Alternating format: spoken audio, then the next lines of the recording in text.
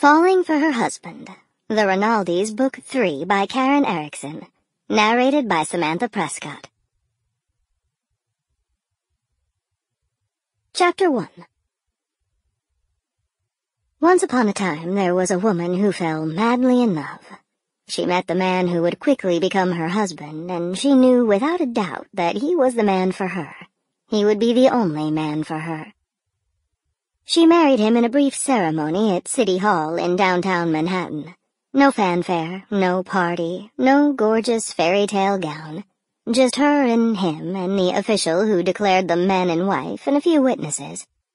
It had been a beautiful, magical courtship, a whirlwind that still made her head spin when she thought about it.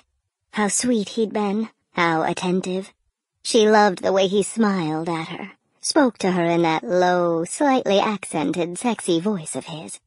All of the tumultuous emotions he felt for her shining in his dark brown eyes. She knew then she was incredibly lucky to have found the attention of such a man.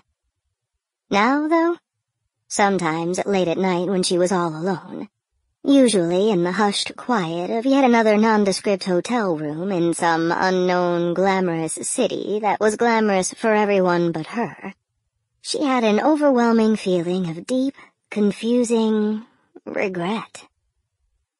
Amber Hall Rinaldi sat in an airplane at this very moment, jetting from yet another foreign location, but now on the return flight to New York, her sort of newly adopted hometown, though she had no place of her own to live. Well, that was a lie.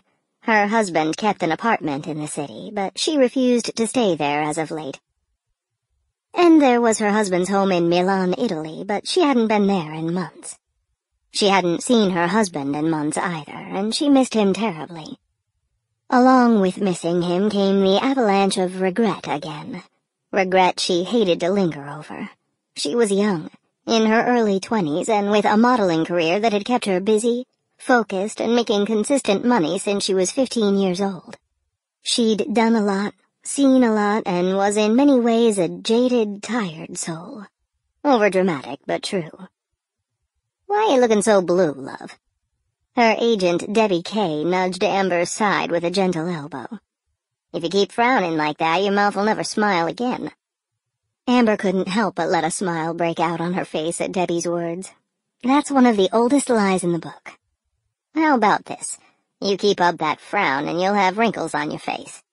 Debbie tapped Amber's shoulder. "You know that's true."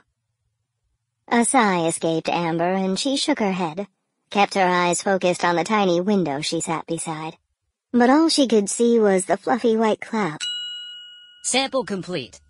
Ready to continue?